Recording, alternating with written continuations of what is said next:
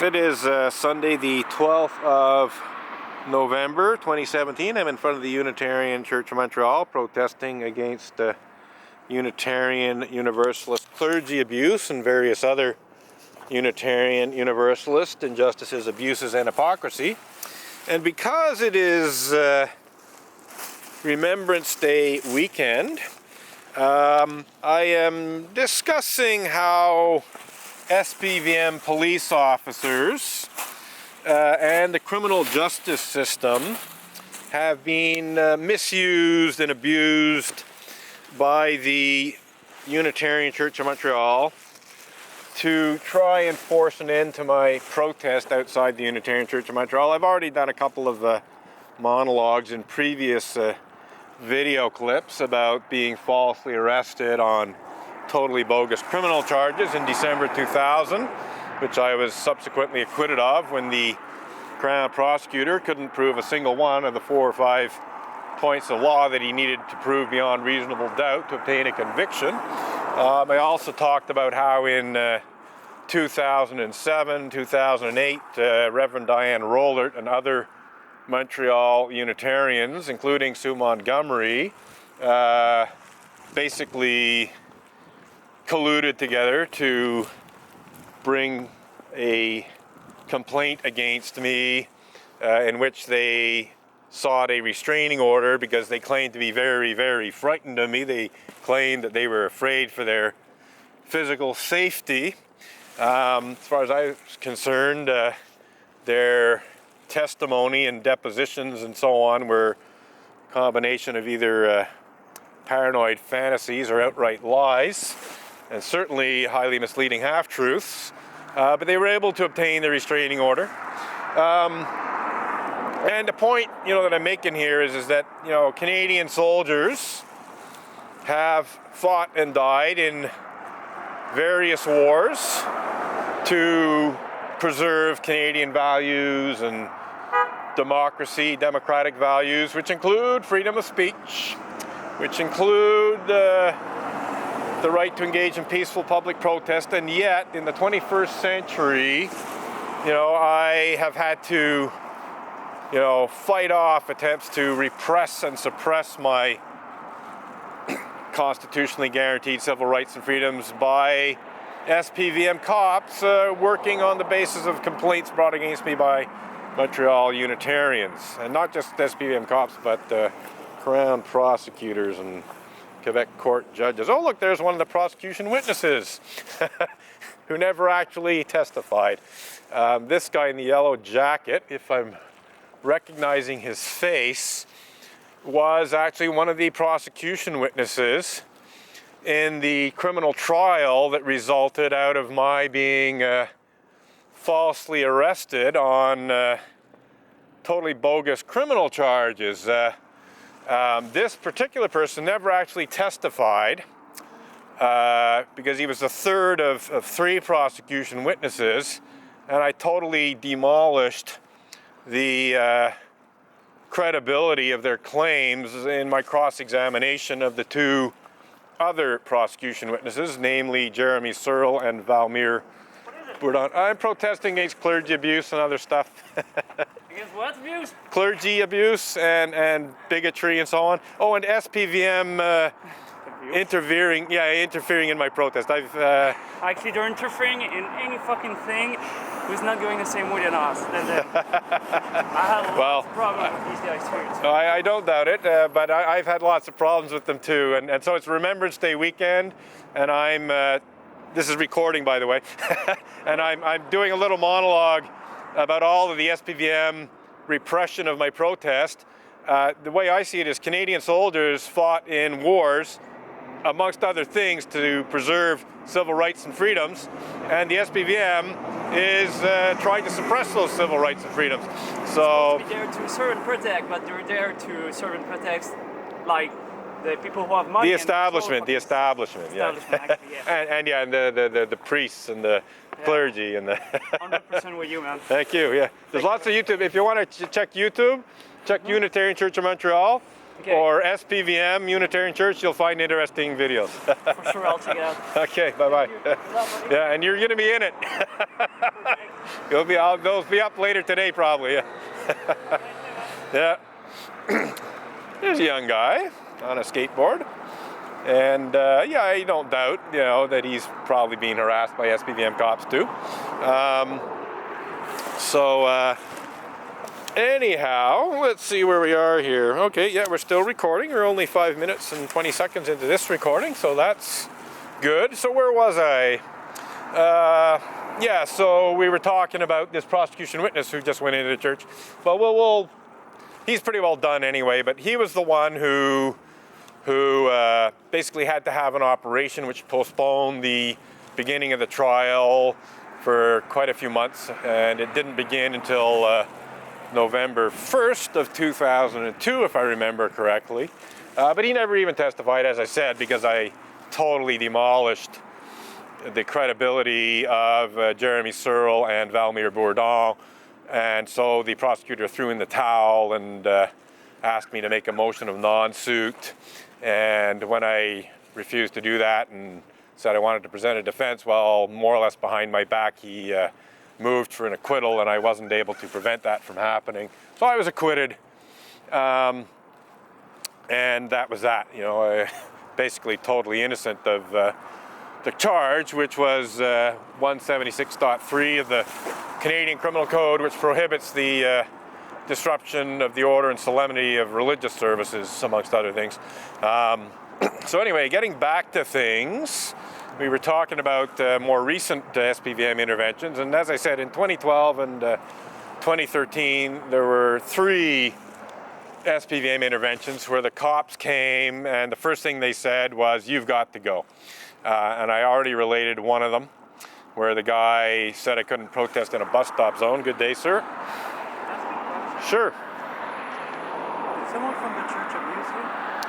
Not me physically, sexually, but in terms of verbal and psychological abuse, yes. In fact, I've been physically assaulted quite recently by David Horn. As a child? No, I'm not talking about it. I'm talking about other cases. I'm saying I'm not a victim of sexual abuse, but I know about sexual abuse committed by Unitarian Universalist ministers, and the Unitarians are trying to hide it. Okay. So that's what it comes down to. So yeah, I'm not myself a victim of sexual abuse as a child from Unitarians, but as a result of filing a complaint against the previous minister, I became aware of these things, and so I added it to the things I'm protesting. The previous minister? Here it was Reverend Ray Drennan. Is he still alive? I think he's still alive. He's in New Brunswick. He retired after a decade. I don't know exactly why he retired, but I have a feeling it was partly related to my protest and maybe some other stuff he did here. Are you a member of the church? Are you attending it, or? I attend. Okay, no, but you're not a member yet. Yeah. I'm an atheist. Right. No, well, most of the minister's an atheist. Yeah, most of them. I don't know. I don't know what the percentages are these days, but most are atheists. And part of my problem. These are like serious allegations. So don't worry. I have lots of evidence. I got newspaper reports. Why don't you get in touch with the National Post or La Presse? I've been trying, believe me, and so far they haven't reported it. Okay. In fact, I asked Sue Montgomery to report it when she was the justice reporter for the Gazette, and she refused because she's a Montreal Unitarian, or was. But anyway, even locally, this is totally true. Well, that's just about collegiate abuse in general anyway. But specifically in terms of children, children have been raped by Unitarian Universalist ministers and Sunday school teachers. Well, if you're going to say statements like that, you need to back that up. As I said, I'm talking about people who were charged, tried, convicted, went to jail, so it's backed up with newspaper reports. But here's the thing is, the Unitarian Universalist Association in Boston, which is sort of like the headquarters for Unitarian Universalism, certainly in the United States, but I'd say more broadly, North America, internationally. In 2012, they hired a Montreal lawyer to have me served with a cease and desist demand letter, which accused me of the criminal act of blasphemous libel for blogging about pedophiles and rapists who were charged. And you're still here and you're still doing your thing, so they didn't have a case. You're absolutely right, they didn't have a case. But the whole point is they tried that. And what I'm getting at, though, is that when that happened, prior to that happening, I didn't make a big issue of child sex abuse. Like I spoke about clergy abuse in general because it includes that, but I didn't make a big issue. You didn't see words like pedophilia and rape on my picket signs. But as a result of that false blasphemous libel accusation, I said, okay, fine. You falsely accuse me of blasphemous libel to hide this. I'm going to be talking about a lot more than ever before. But be careful too, man, because if you then start accusing of like pederastry and like pedophilia, right? And you don't have any evidence. But I do. That's what I'm getting at. I was very, very careful to only blog about cases where people were convicted. I know about like I've heard all kinds of shit. You know, there's other stuff I've heard about, but I don't have the proof. Right. So I was very, very careful because I didn't want to be accused of libel. Yeah, exactly. I wanted to protect myself. So I blogged only about cases where people were actually convicted and went to jail. But why aren't you going like after the Catholics, for example? Because everyone else is. No, seriously. Because first of all, I was abused verbally and psychologically, and in other ways, by the minister of this church, the previous one, and even to some extent by Rollert.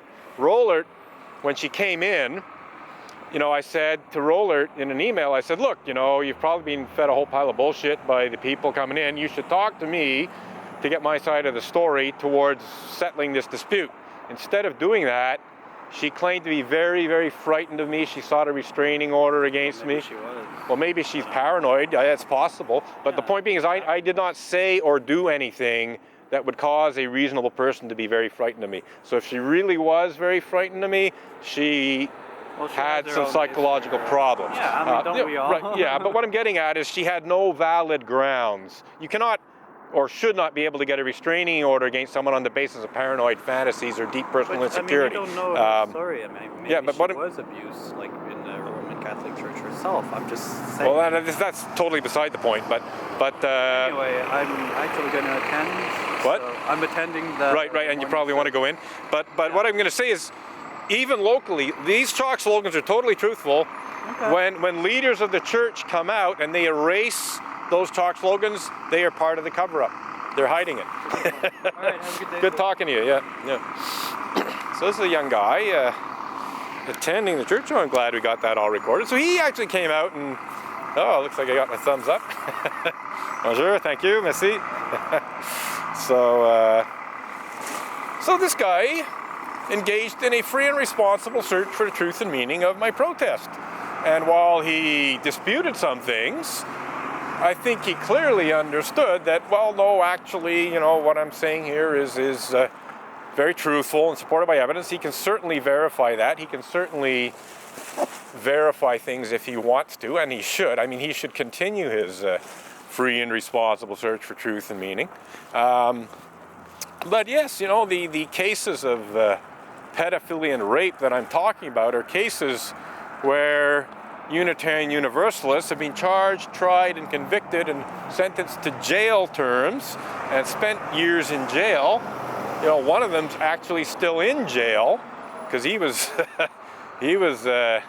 sentenced to quite a long jail term. I don't think he's coming out until 2023 or something. And now that I think about it, he's actually one of the ones I haven't really blogged about it extensively, and I certainly hadn't blogged about him prior to being accused of blasphemous libel. But the blasphemous libel accusation, which is one more way in which Unitarian Universalists try to suppress my constitutionally guaranteed civil rights and freedoms, this time in terms of freedom of speech and freedom of the press and other media, because my blog can be thought of as a media, an internet media. The Emerson Avenger blog is essentially a one-man media outlet, as it were. So in falsely accusing me of blasphemous libel, which is a criminal act, carries a 2-year jail sentence if you're convicted, the Unitarian Universalist Association essentially threatened to bring criminal charges against me. Criminal charges which I could spend up to 2 years in jail for if I was actually convicted. But I can't be convicted because their blasphemous libel accusation is total bullshit. Just as their claim that I was violating section 176.3 of the Canadian Criminal Code was total bullshit. Here we go. Someone's having a good look at the chalk slogans. And going in. So yeah, that was nice that this guy had a little chat with me. There's one more person inside the church who doesn't completely have their head buried in the sand. Most of them do. Most of them are wallowing in willful ignorance and psychological denial about the very truthful slogans on my picket signs and on my chalk slogans and so on.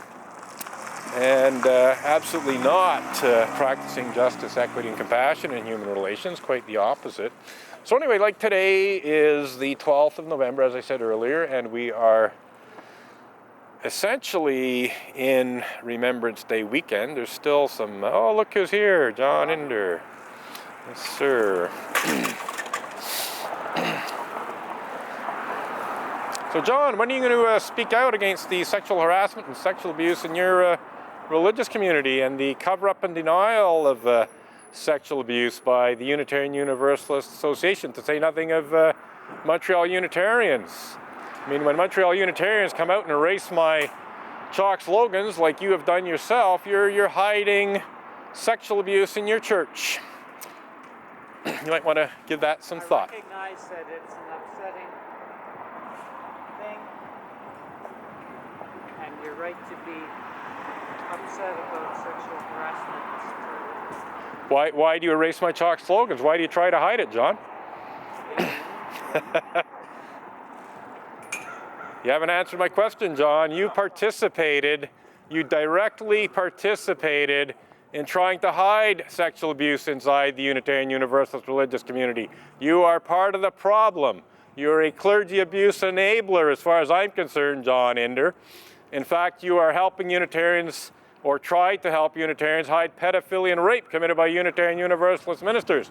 You might want to pull your head out of your ass and start speaking out against that. So anyway, that's John Inder, former president